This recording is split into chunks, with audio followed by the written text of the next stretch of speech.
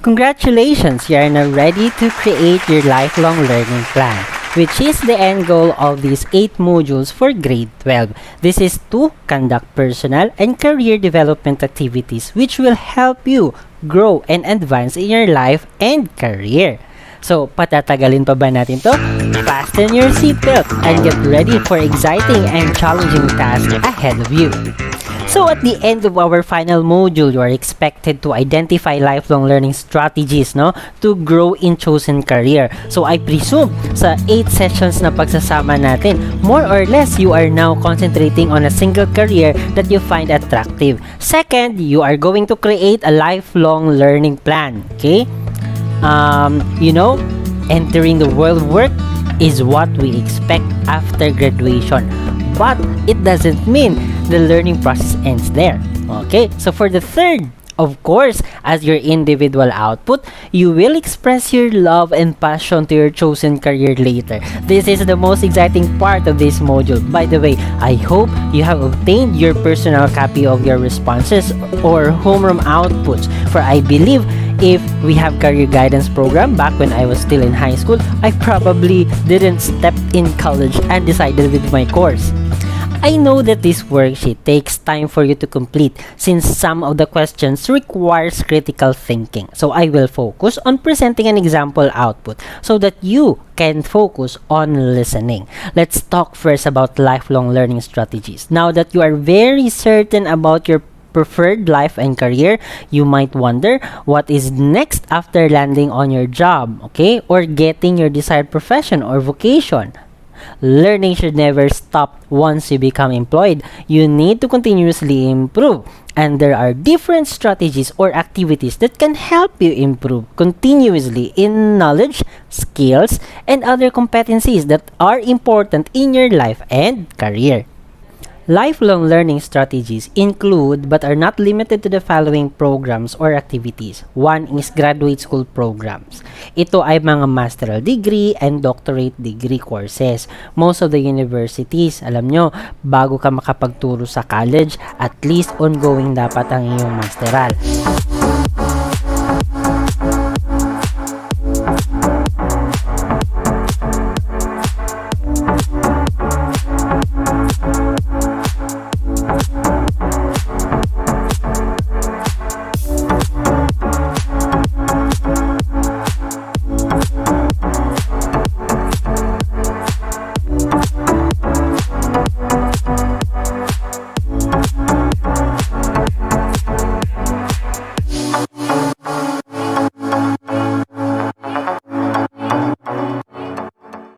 Second is adult learning courses, distance education programs, and online webinars. So, you are expected that at this time na nag-aaral ka pa din, kahit nagtatrabaho ka, para iwas gulo sa schedule mo, meron din tayong mga self-paced online training courses.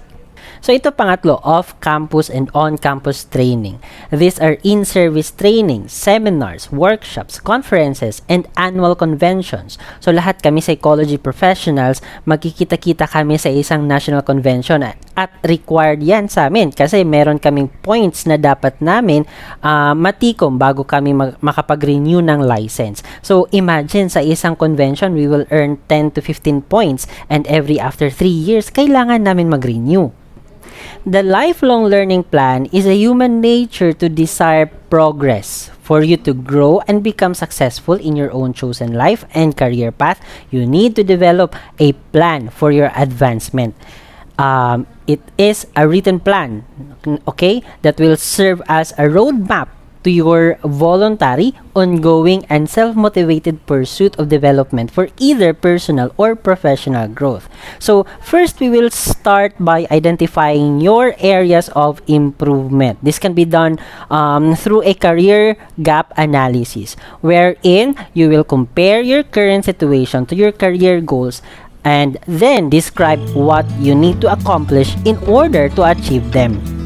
So here's an example. The career goal is to become a secondary school principal, and his or her career situation is he or she is a grade 12 HUMS student. So ano yung gap dito? for the gap description, I need Bachelor of Science and at least master's degree education while earning the work experience required.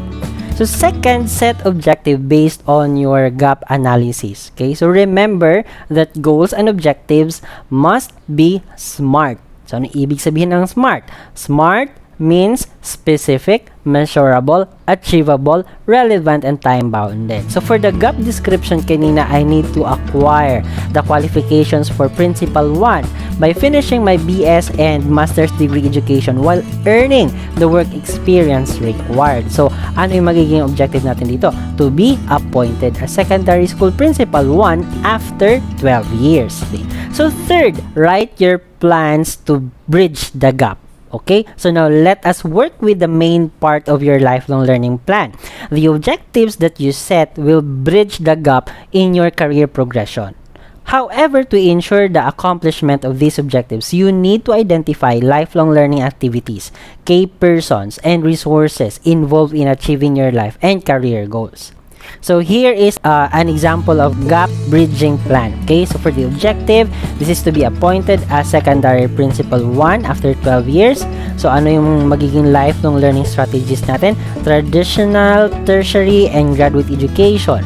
Okay, now for the resources, it is divided into two. One is for persons and another is materials or finances. So for persons, it could be your parents, relatives, teachers, or guidance counselor.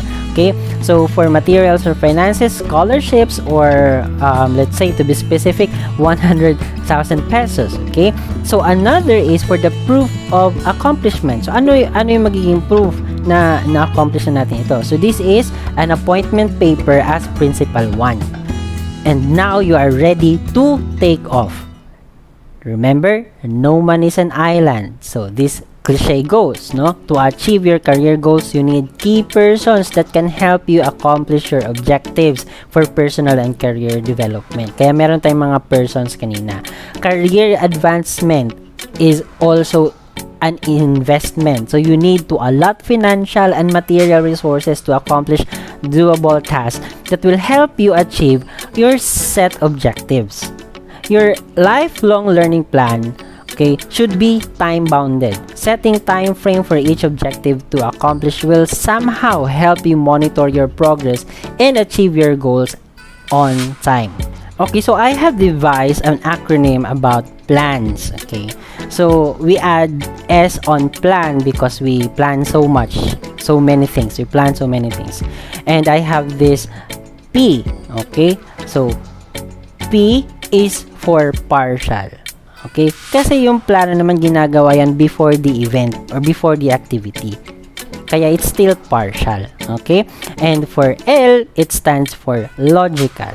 We sometimes consider a lot of factors, no, to make it more realistic, to make it more logical. And for A, that is anticipations. Kasi we think too much about it. It requires a lot of cognitive processes or cognitive skills, no? The intellect, the knowledge, no?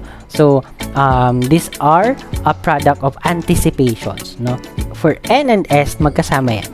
That is not sure solution. Okay? So, again, plans stands for partial, logical anticipations, but not sure solutions. After setting a clear path of career progression through your lifelong learning plan, I want you to write a letter about your future self 5 years from now. Okay, so in the Google form, you will be provided with a guide question and a sample. Okay, so don't worry kasi pwede kayong mag-Tagalog sa liham na ito. And all of your homeroom outputs are kept confidential. So finally, you are now ready to take off. Good luck, God bless, good health, and have a good mental health. Happy graduation!